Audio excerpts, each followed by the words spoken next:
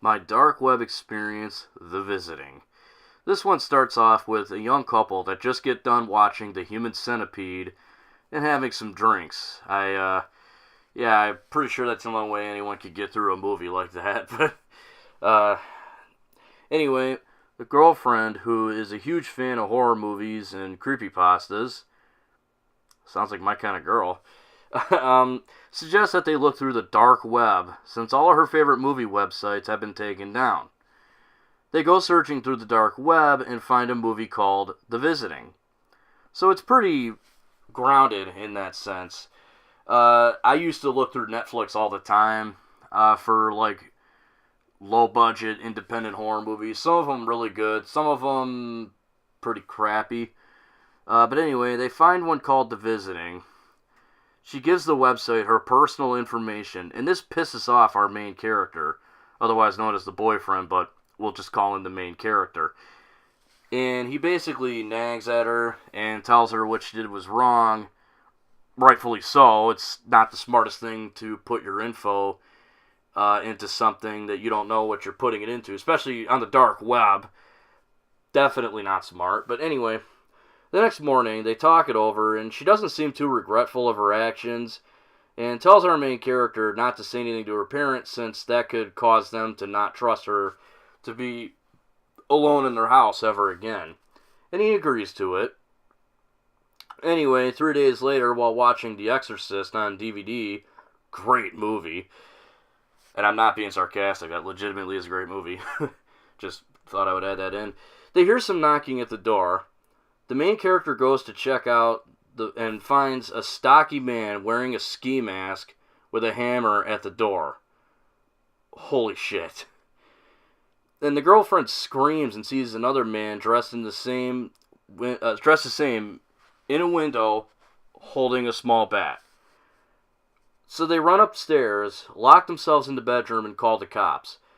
And then they jump out of the window and run far away from the house because they hear the men in the house looking for the two of them. The cops call our main character to let them know that they couldn't find anything. They take the girlfriend's phone and laptop to investigate the situation, and they spend the night at our main character's parents' house while her parents stay with some friends. This was suggested by the cops. A few days later, the cops return and reveal that they discovered that The Visiting was a nickname given to a Polish gang that back in the 90s would invade people's homes but wouldn't steal anything. 2 years after the murder started, a family that was attacked by the gang manages to survive and reveals that the men all wore ski masks. 2 of them were holding blunt objects, and 1 was holding a video camera. 1 of them dropped a backpack that contained 4 videotapes, 1 of them blank, and 3 with recorded footage of the previous murders. The police concluded that these men were creating snuff films to sell to whatever sicko would want them, and paid the best price. And now, decades later, they're back and using the dark web to carry out their disgusting actions. It's also noted that back when this was all happening, a nationwide manhunt was happening in Poland to find these nut jobs, but unfortunately they managed to slip away, and now, decades later, are back at it again, as I previously mentioned.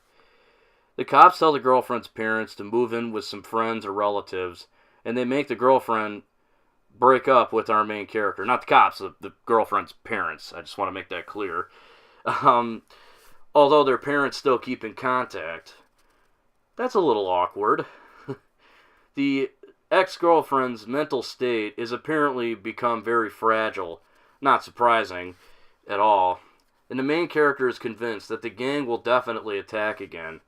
And the only thing he can hope is that next time they attack, they fail and they end up behind bars.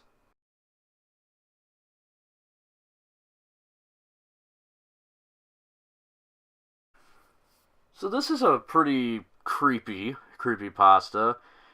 It's definitely very grounded, as in this kind of thing definitely could, and I'm almost positive has happened. Actually, I'm pretty sure it's happened. Um, it also kind of reminds me of the movie August Underground.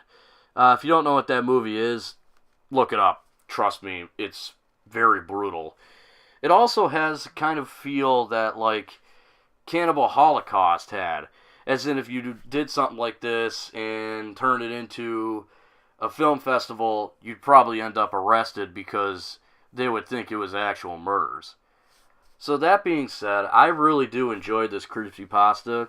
I think it's very gritty, it's very real, plays out like a short horror film for like YouTube, or well, given YouTube's heavy censorship, maybe not YouTube, but I could see this being an independent horror film. It's a pretty neat concept.